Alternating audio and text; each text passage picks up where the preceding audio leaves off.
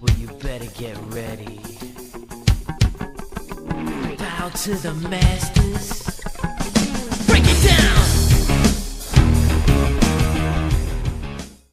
Hey, what's up everybody? Kyle and Remmy back from the NVL blog here for week 2, and week 1 already done with. It was a pretty exciting one. Of course, the big one, Ansonia, taking care of Torrington. Also some pretty interesting things going around the league and some other games. We are here at Woodland today, site of one of our games of the week. You wouldn't be able to tell we're at Woodland because this webcam has no clue that there's a field behind us, but we are on the hill up at Woodland. Site of one of our 2 games of the week, Ansonia Woodland, and Naugatuck is hosting Derby in the other game of the week. We couldn't pick one, we're on the fence, and so are you guys on the poll. But welcome to Woodland. Let's talk first, Rem, about what happened in week 1. The big story of the week, I think, Arkell Newsome. What a game for the sophomore. Yeah, I mean, Arkell definitely had a big game for Ansonia. Ansonia's line had something to prove. I think they did prove it, not only to Torrington but to the rest of the league. A lot of people came into the actually coming into the week. People had talked about Ansonia's lack of toughness on the line, but as people soon found out, it was quite the opposite. But yeah, Newsome did have an outstanding game. A lot of people were surprised with his ability to make very quick cuts and just burst through that Torrington defense. And he's a player of the week. Yeah, no doubt about that. Player of the week. He had, 319 yards on 20 some odd carries and 6 touchdowns. So pretty good way to debut as the Ansonia starter for him. Torrington, maybe a little bit overrated in some people's eyes. Still probably a pretty good team with Brendan Litton. He still had over 130 yards on the ground. But the line probably didn't play quite as well as some people thought. And the passing game really didn't get a chance to get going there for the Raiders. Yeah, the Raiders started the game off on the wrong foot. A couple of runs to Litton. He didn't really gain too much on that opening drive, and then obviously when they went to punt, that horrible snap back to him, which went out of the end zone for safety. And luckily for Torrington, I mean, it got bad for Torrington, but luckily for them, they didn't start the game down 6 or 7 or 8 points. It was only 2, but after that they just lost it. Yeah, so we'll see what Torrington could do to rebound. We'll actually talk about them in just a little bit here as they take on Wolcott this week. Some other things going on in week 1, a lot of good offensive play. You've got Woodland, Naugatuck, Seymour, and Derby. Their offenses all really look pretty good here at Woodland. I was here last week. Really excellent balance, probably the best balance of any team in the league in week 1. Tanner Kingsley, the new sophomore quarterback, throws for 3 touchdowns. Matt Zaccanini, everyone knew he was going to be a big part of the offense. He runs for 3. So they look pretty good. Got to be encouraging to have a balanced offense there. Rem, you were down in Derby, and what a show put on by Ray Krieger and the Raiders offense. Yeah, Ray, I mean, everyone's been talking about Krieger and how he might be the best quarterback in the NVL. I mean, I definitely think he is. I mean, he proved that on Friday against a talented, depleted St. Paul team. St. Paul had a really good quarterback in their own right, but he doesn't have much around him. A young kid, sophomore, Logan Markey, but he didn't have too many athletes around him, to put up some scores against the Derby defense. Derby played surprisingly well on defense as well. Krieger had a 50 or 55 yard pick 6. So I was impressed. But next week's going to be a test for the Raiders. We'll see if they're for real or not. Yeah, definitely. We'll talk about them in our next video. And that defense gave up 30-some points, but a few of those touchdowns were on the JV squad, so got to take that with a grain of salt. Also, Naugatuck looked very good from all accounts up in East Longmeadow, Massachusetts. They get a 3-score win. Yep. Yeah, against a pretty good Western Massachusetts team. New quarterback Zach Mercer, he throws for 2 touchdowns. Jake Urison has a 100-yard game on the ground. So again, pretty good balance. We weren't sure exactly what we'd see out of the Greyhounds, but a lot of their offense having graduated, and they did a pretty darn good job. Yep. Yeah, I mean, we weren't able to go to the game, but I had people up there that I knew messaging me about the game, what Naugy was doing, what East Longmeadow was doing, and I thought when Naugy went up, that was quite encouraging to hear, as a fan of the NVL. And then East Longmeadow came right back and had a 1-point lead, held a 1-point lead. The score was 7-6 in their favor for a bit. And then Naugatuck just seemed to pound the rock, and East Longmeadow could not stop it. Yeah, so good news for Naugatuck. And the other big offense of the week, Derby, down at O'Brien Tech. Again, take it with a grain of salt, but you got to be encouraged if you're the Wildcats, John Wilson, what a game on both sides of the ball. Really all three sides of the ball. He's got a punt return, good defense, and a great running game. Even caught a touchdown pass from Luke Grabowski. So the balance may be there in that Seymour offense too.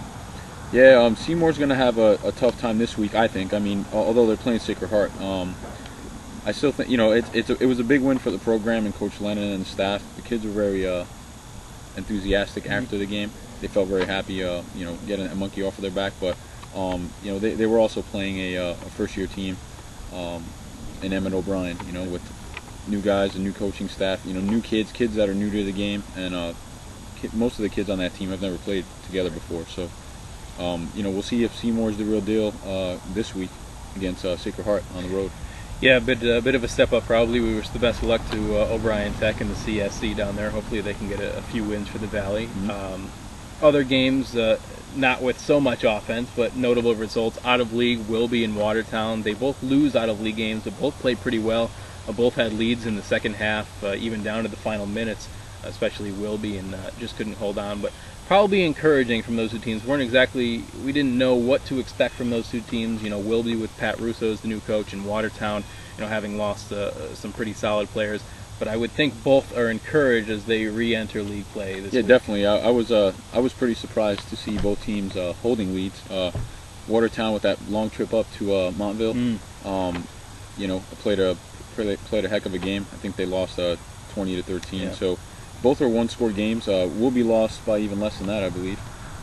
But Wilby had the lead late in the game by 2 points, and then Lyman Hall, I heard, was throwing the ball around the field on them. But yeah, and there was a late turnover for Wilby, which really hurt them. So yeah, fumbles hurt them.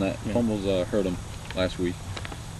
So you got to be encouraged for those two out of league results. A couple others, Holy Cross didn't look really sharp on offense. They admitted that after the game, but Dave DeGiorgi, 150 yards rushing, and Isaiah Wright, the freshman, we heard a lot about him, and he proved to be pretty special in that first game with a reverse touchdown. He had an interception. He had a long punt return. So got to be encouraging if you're Holy Cross. And Wolcott Kennedy, from all accounts, that game was not exactly very pretty. So we'll see what happens with both of those teams in this league. So we head on to week 2 in just a moment. Let's go over our state polls. We both vote in the Connecticut Sports Writers Alliance poll. Top 3 doesn't change for me. Massac, Xavier, New Canaan, 1, 2, 3 in my poll.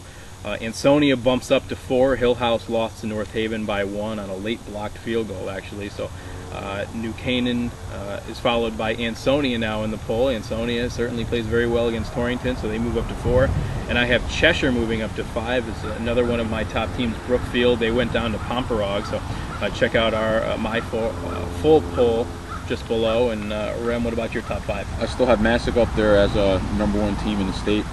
Xavier pounded Notre Dame, but I think coming into the year, I think Massac has more firepower on offense than Xavier does, so that's why I have them up there. In the number 3 spot, I had Hillhouse, I believe. They obviously dropped the game in North Haven, and a pretty close game in North Haven. So I have Bunnell moving up to 3rd spot. I have Ansonia moving from 4th to 5th, and I have Cheshire moving from 7th to 5th, with Brookfield dropping from. I think I had Brookfield at the 6th spot. They drop out. All right, so let's look at our top 5, our whole polls down below. You will be voting for those throughout the season, so check them out. And last thing before we get to our week 1 picks, our NVL Power Rankings. Mine don't change a whole lot. Ansonia still won, solidify that with a great win over Torrington. Naugatuck 2, the defending NVL champs, look good without a lot of their players from last year. Woodland's offense and defense really played very well in week 1, so they are at number 3. Derby's offense gets them to number 4, and Torrington, still have faith in them. They go number 5 for me. Rem, what about you? Definitely have Ansonia up there. Coming into the year we did, and coming into the season we did just a week ago. But with that performance last week, I mean they're definitely not moving from that spot unless until we see otherwise. Right. I have Naugatuck in the 2nd spot. I think that win on the road was a lot bigger than most people might give them credit for. I have Woodland in the 3rd spot, right behind Naugy. Either of those teams could have flip-flopped for me, but I think, like I said, that long drive up to Mass, playing an out of a state opponent, I think that meant a little something more to me than playing a team from a depleted team from Waterbury. I have Holy Cross in the 4th spot. The Crusaders won ugly, but I still have faith in them. and then I have Derby in the 5th spot there. Derby's going to be hard to stop. Anytime, as long as they have Krieger on the field, they have a chance to win. So I have them up there, and I have Torrington dropping out of my top 5 this week. All right, so that's look at our Week 1 action. We'll be right back, and we'll take a look at Week 2 picks in just a minute.